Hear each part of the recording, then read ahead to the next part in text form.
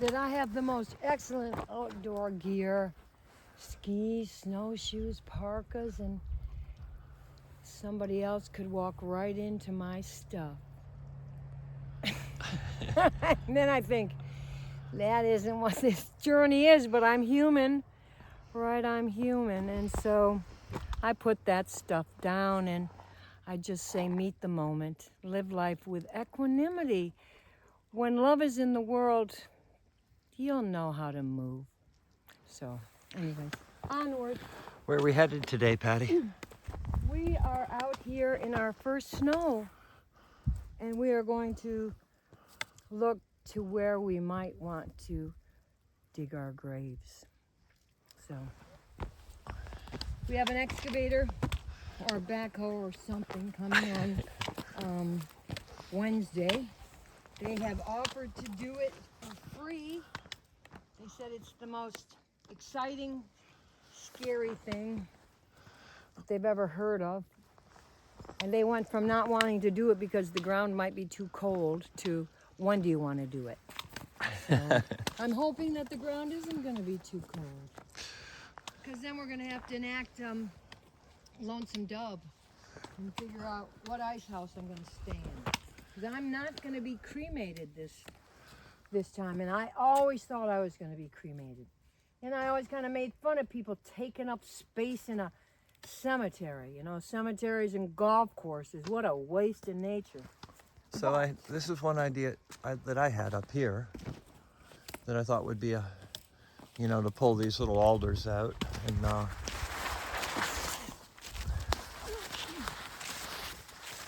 right back, make a clearing right here underneath that beautiful aspen, and then it's kind of right over our little cabin camp and up on the high spot here. Well, we better get the Fiskars out. Well, I was just gonna take the side-by-side and rip trees out, or the excavator. The excavator we know rips these little So you're not going to come up here with the Fiskars and take these out? No, I just do it with the excavator. Okay, so That's one idea.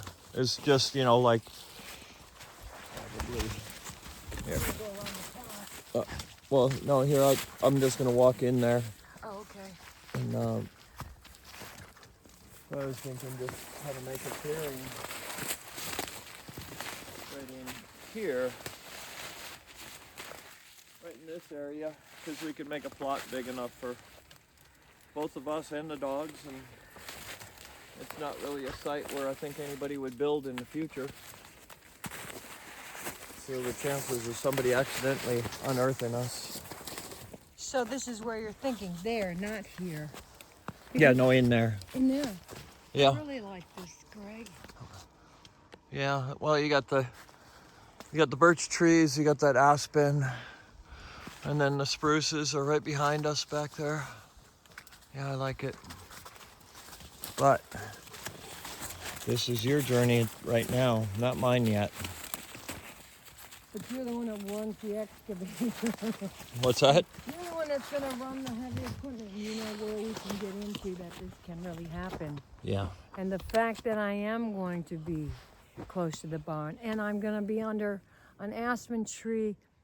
When I found an aspen forest in northern New Mexico, and I sat in it, and the wind was blowing, and I could hear nothing but the leaves of the aspen. And it got inside me. And that's when I lived with cottonwoods as well.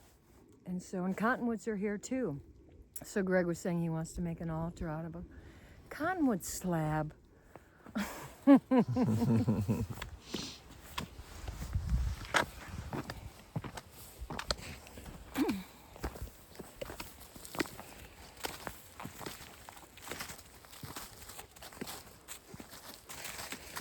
And this way we won't disturb the moose grounds where they come in and lay. Even if they don't come back up here now that we're here, I really like that spot that they chose on our property. Well, that was one of the other options, was that little moose spot. We'll go check that out. We can. But I am leaning towards that, Greg. I mean, it wells up in my chest that I can be. I mean, I know I'm going to be everywhere all at once, but the significance and how I felt about cemeteries and and all of that. The opportunity in the world for this to be happening is just gorgeous, and I'm grateful. The first snow is beautiful.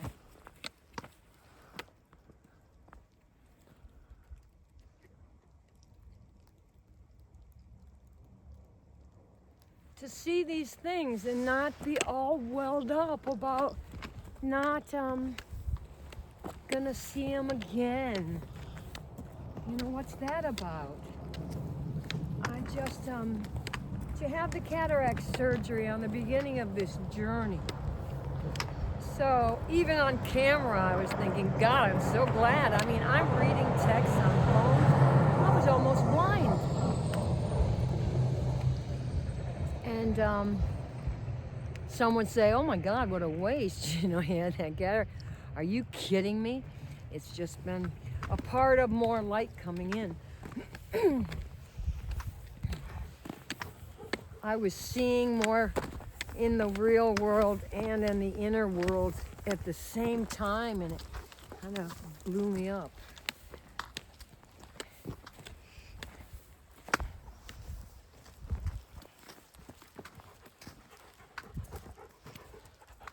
I won't be planting any more flowers until I cry a second.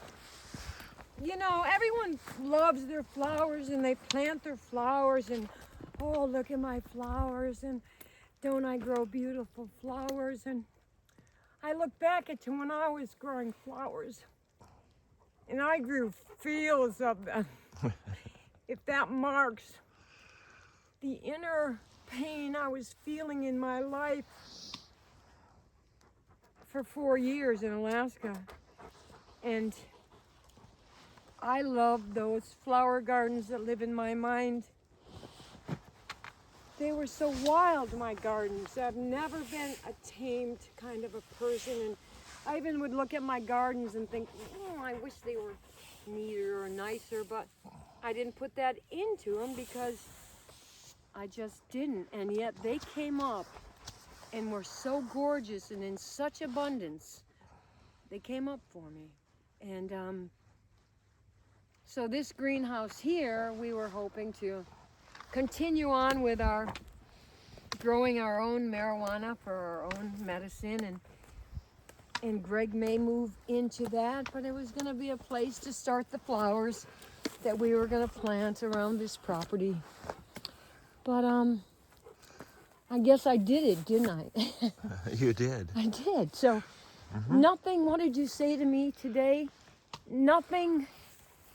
I said to Greg today, we did a video that we're hoping to put on, and I was so grateful for it because I got to see my sacredness back at me when we were watching it. So I'm as surprised as anybody. And then Greg said to me, he goes, thank you for allowing me to do these videos because I'm like a pinball in a machine and I need something to do to be connected to this journey. And we are so wrapped up in one another in it. It's just gorgeous, the gratitude, the tenderness. Yes, thank you for being here with us. It's going to get a little spookier.